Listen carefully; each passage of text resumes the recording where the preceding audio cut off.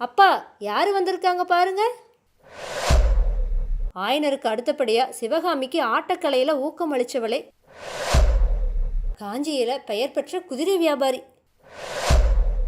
ஆனா தன்னோட காதல் மட்டும் ஏன் இவ்வளவு வித்தியாசமா இருக்கணும்? சிவகாமி படுக்கையை விட்டு எழுந்தா. காஞ்சி மாநகரில் சக்கரவர்த்தியுடைய பிரதான அரண்மனைக்கு பின்புறத்தில் விஸ்தாரமான பூந்தோட்டம் இருந்துச்சு. பூந்தோட்டத்துடைய பின்புற மதிச்சுவரை ஒட்டி சில சிறு கட்டிடங்கள் இருந்துச்சு. அதில் சில குதிரை லாயங்கள், சில ரதங்களை நிறுத்தும் கொட்டடிகள், மற்றவை ரதசாரதிகளும் தோட்டக்காரர்களும் வசித்த வீடுகள். அந்த வீடுகளில் ஒன்றுக்கு முன்னாடி கண்ணபிரான் ஓட்டிட்டு வந்த ரதம் நின்றுச்சு. ரதத்துடைய சத்தத்தை கேட்டு வீட்டுக்குள்ளே இருந்து ஒரு பெண் குதூகலமாக குதிச்சு கொண்டு ஓடி வந்தா. கமலி, யாரை அழைச்சி வந்திருக்கேன் பாரு அப்படின்னு சொல்லிட்டே கண்ணபிரான் ரதத்திலிருந்து குதிச்சான். அதே சமயத்தில் ரதத்திலிருந்து சிவகாமி இறங்குறத பார்த்த கமலி ஒரே பாய்ச்சலாக பாய்ந்து போய் சிவகாமியை ஆர்வமாக கட்டி கொண்டா. அப்போ வீட்டுக்குள்ளே இருந்து ஒரு பெரியவர் வந்தார். அப்பா, யார் வந்திருக்காங்க பாருங்க அப்படின்னு சொன்னான் கண்ணபிரான். அந்த பெரியவர் உத்து பார்த்துட்டு, வாருங்கள் ஐயா அப்படின்னு சொல்லிட்டு ஆயனருக்கு பக்கத்தில் போனார். பெரியவரும் ஆயனரும் பேசிட்டே வீட்டு திணையில் அமர்ந்தாங்க. கமலியும் சிவகாமியும் உள்ளே போனாங்க. சிவகாமியும் கமலியும் குழந்தை பிராயத்திலிருந்தே தோழிகள். ஆயனர் காஞ்சியில் இருந்த காலத்தில் அவரோட வீட்டுக்கு அடுத்த வீட்டில் கமலியோட பெற்றோர்கள் வசித்தாங்க. சிவகாமி குழந்தையா இருந்தப்பவே அவளை விடவும் 1.5 வயசு மூத்தவளான கமலி சிவகாமியை தன்னோட மடியில் வச்சுட்டு தங்கச்சின்னு அருமையாக அழைச்சி சீராட்டுவா. குழந்தை சிவகாமியும் அக்கா அக்கான்னு மழலை சொல்லல குளறுவா. இப்படி ஆரம்பித்து அந்த குழந்தைகளுடைய சிநேகிதமும் நாளுக்கு நாள் வளர்ந்து வந்துச்சு. ஆயனர் காட்டுக்குள்ளே போய் வீடு கட்டிட்டு வசிக்க தொடங்கினதுக்கு அப்புறமா கமலி அடிக்கடி அங்கே வந்து மாதக்கணக்கில் தங்கியிருப்பா.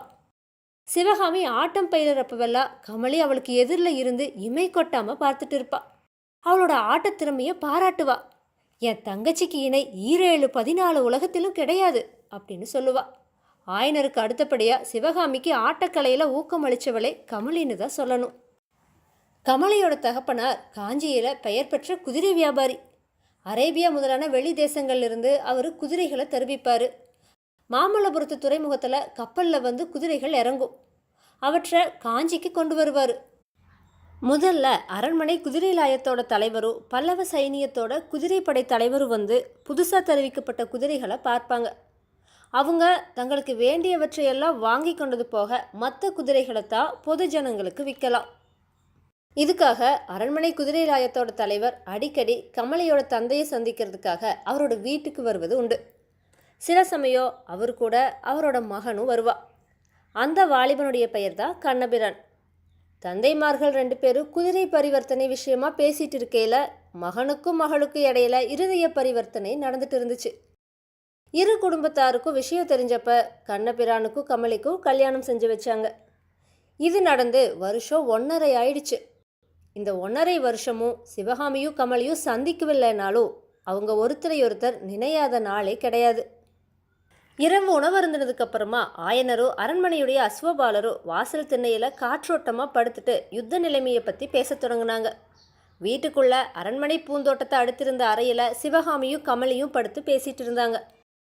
ஆனால் அவங்க யுத்தத்தை பற்றி பேசலை. கமலியுடைய இல்வாழ்க்கை தான் அவங்களுடைய சம்பாஷணையில் முக்கிய விஷயமா இருந்துச்சு. இடையிடைய கலீர் கலீர்னு அவங்க குதூகலமாக சிரிக்கிற சத்தம் கேட்டுச்சு. இரவு 1.5 ஜாமத்துக்கு மேலே ஆனப்ப வாசல் திண்ணையிலிருந்து ஆயனர், அம்மா சிவகாமி, உதயத்துக்கு முன்னால் நம்ம புறப்படணும், பேசினது போது தூங்கு அப்படின்னு சொன்னார். கமலியும் சிவகாமியும் உடனே கண்ணை மூடிட்டு தூங்குறதுக்கு பிரயத்தனம் செஞ்சாங்க. கொஞ்ச நேரம் ஆனதும் சிவகாமி தூங்கிவிட்டதா நினச்சிட்டு கமலி சத்தம் செய்யாமல் எந்திரிச்சு அந்த அறையுடைய ஒரு பக்கத்து கதவை திறந்துட்டு அடுத்த அறைக்குள்ளே போனான். சிவகாமி கண்களை மூடிக்கொண்டிருந்தாலே தவிர உண்மையில் தூங்கலை. அவளோட உள்ளத்தில் எத்தனையோ எண்ணங்கள் அலை மேலே அலை எறிந்து தோன்றிக் கொண்டிருந்துச்சு. கமலிக்கு கண்ணபிரான் மேலே காதல் உண்டான நாளிலிருந்து அவ தன்னோட அந்தரங்கத்தை எல்லாம் சிவகாமி கிட்ட அடிக்கடி சொல்வதுண்டு. ஆரம்பத்திலிருந்தே கமலியுடைய காதல் ஆனந்தமாக இருந்துச்சு. எந்தவித துக்கமோ வேதனையோ அவளுடைய மனசில் ஏற்பட்டதில்லை. அந்த நாட்களில் அவளோட பேச்சு ஒரே குதூகலமாகவும் எக்களிப்பாகவுமே இருந்துச்சு. கல்யாணத்துக்கு அப்புறமா அந்த தம்பதிகளுடைய இல்வாழ்க்கையும் அவ்விதமே குதூகலமாக இருக்குதுங்கிறத இப்போ சிவகாமி தெரிஞ்சுக்கிட்டா. ஆனால் தன்னோட காதல் மட்டும் ஏன் இவ்வளவு வித்தியாசமாக இருக்கணும்? அதில் எத்தனை வேதனை, எத்தனை ஆத்திரம், எத்தனை கோபதாபம்! கமலியோட குதூகலமான காதலுக்கும் தன்னோட வேதனைமயமான காதலுக்கும் உள்ள வித்தியாசத்தை எண்ணி பார்க்க பார்க்க தனக்கு தகுதியில்லாத இடத்துல காதலை செலுத்தினது தான் தன்னுடைய துன்பங்களுக்கெல்லாம் காரணம்னு சிவகாமிக்கு தோன்றுச்சு. அவரோ பெரிய சாம்ராஜ்யத்தோட சிம்மாசனத்துக்கு உரியவர். நாமோ கல்லில் உளியினால் வேலை செய்கிற சிப்பியோட மகள். அவரோட காதலுக்கு நாம் ஆசைப்படுறது பெரிய பெசகு தான். ஆனால் இந்த பெசகுக்கு காரணம் யாரு? இந்த ஏழை சிப்பியுடைய மகளை தேடிட்டு அவர் தானே வந்தார். ஒரு கவலையும் இல்லாமல் காட்டில் துள்ளி விளையாடுற மான போல குதூகலமாக ஆடி பாடிட்டு இருந்த அபலை பெண்ணுடைய உள்ளத்தில் அவர் தானே ஆசைத்தீய மூட்டினாரு. ஆஹா, அந்த ஆசையானது இப்போ இப்படி பெருநெருப்பாக மூண்டுருச்சே, உடம்பையும் உள்ளத்தையும் இப்படி திகிக்குதே. கொஞ்ச நேரம் புரண்டு பார்த்து தூக்கம் வராமல் போனதுனால சிவகாமி படுக்கையை விட்டு எழுந்தா. அந்த அறையுடைய பின்புற சுவரில் இருந்த பலகணியுடைய மாடத்தில் உட்கார்ந்தா. அவ எதிர்பார்த்தபடியே பலகணியின் வழியா பங்குனி மாதத்து இளந்தென்றல் ஜிலு ஜிலுன்னு வந்துட்டு இருந்துச்சு. அது சும்மா வரல, அரண்மனை பூந்தோட்டத்திலிருந்து செண்பக மரங்களில் நுழைஞ்சும் மல்லிகை செடிகளின் மீது தவழ்ந்தும் அந்த மலர்களுடைய இன்ப நறுமணத்தை அளாவிட்டு வந்துச்சு.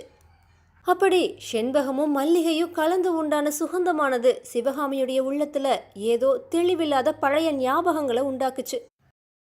எத்தனையோ ஆண்டுகளுக்கு முன்னாடி ஜென்மாந்தரங்களில் இதே விதமான நறுமணத்தை அவள் நுகர்ந்தது போலவும் அந்த காலங்களிலும் இதே விதமான இன்ப வேதனை அவளுடைய மனசில் குடிகொண்டிருந்தது போலவும் மங்கிய நினைவுகள் உண்டாச்சு. தன்னுடைய அன்பை கவர்ந்து உள்ளத்தை கொள்ளை கொண்ட ஆருயிர் காதலன் தனக்கு வெகு சமீபத்தில் இருந்தும் அவனை அடைய முடியாதிருப்பது போலவும் இருவருக்கும் இடையில இன்னதுன்னு தெரியாத இடையூறுகள் முளைச்சு பெரிய கரிய நிழல் உருவங்கள் எடுத்து நிற்பது போலவும் மனசுல பிரமைகள் உண்டாச்சு.